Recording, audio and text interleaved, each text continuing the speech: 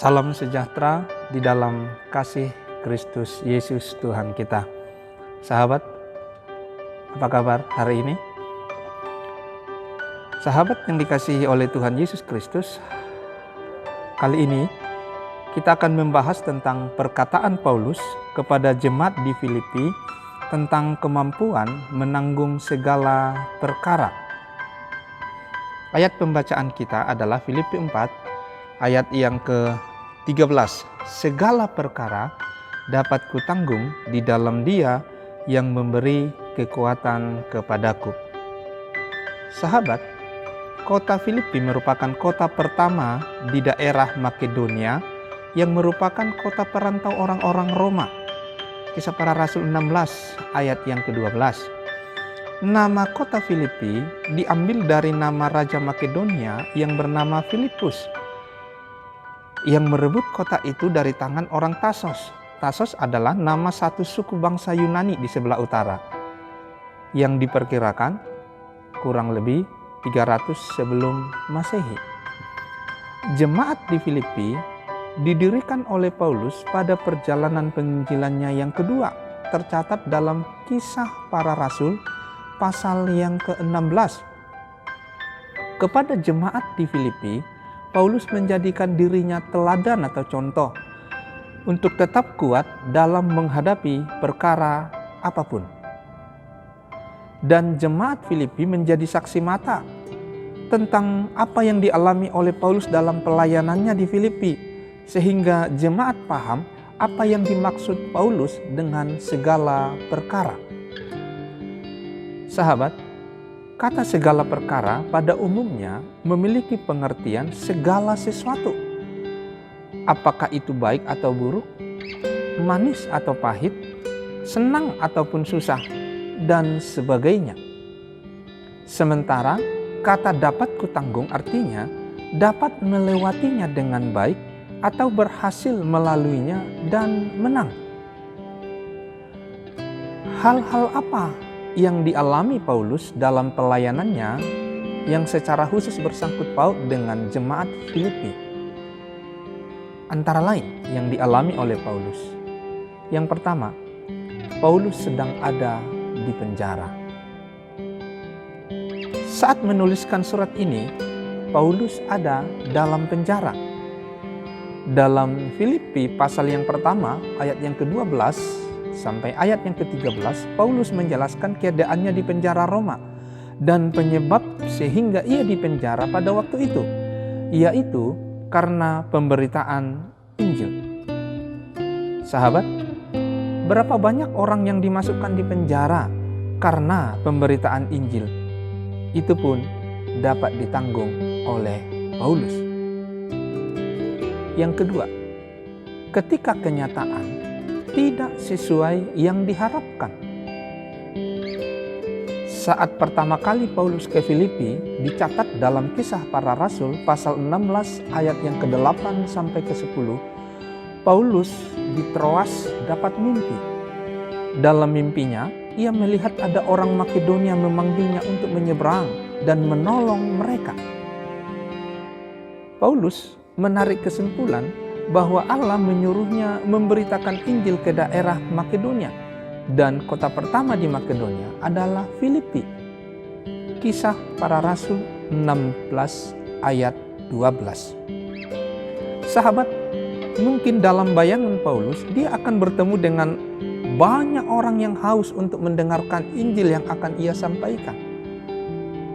Namun, dalam Kisah Rasul 16 ayat yang ke-13 sampai 14, Paulus dan Silas hanya bertemu dengan beberapa orang wanita di sinagog, dan salah seorang bernama Lydia.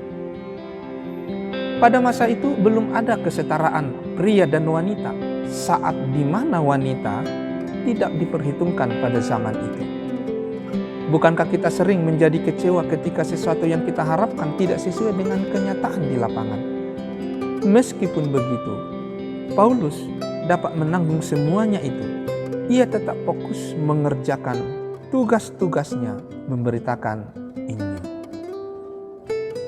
Lihatlah, akhirnya Lydia beserta seisi rumahnya percaya kepada Kristus dan dibaptis. keluarga pertama di Filipi yang dimenangkan.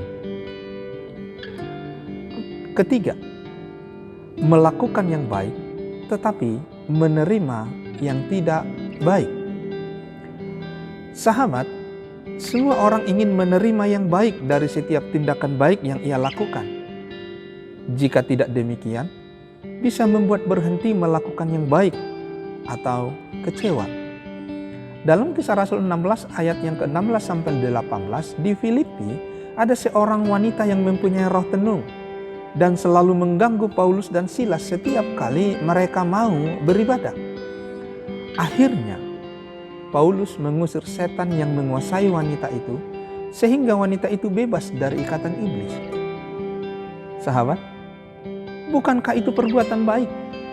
Tidak ada yang salah dengan menolong orang, melepaskan orang yang terbelenggu iblis, apalagi sebagai seorang hamba Tuhan.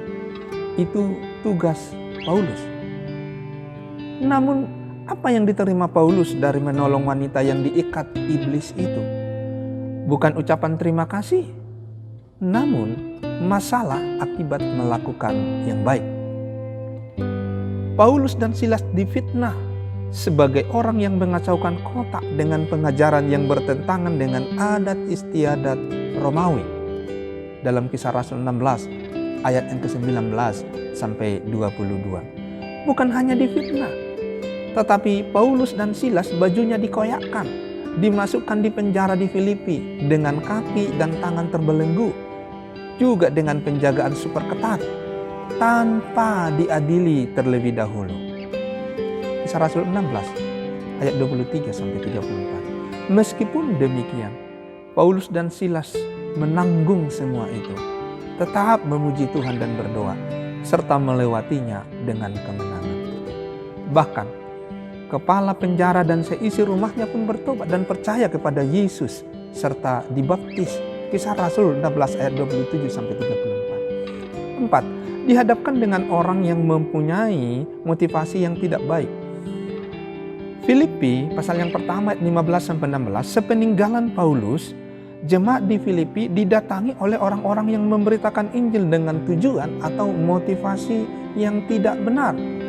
Sahabat, jika jerih lelah kita melakukan yang baik diganggu oleh orang-orang yang punya motivasi yang tidak baik, itu bisa membuat lemah, emosi dan putus asa. Namun Paulus dapat menanggung melalui semuanya itu. Yang kelima, mengalami kekurangan dan kelimpahan.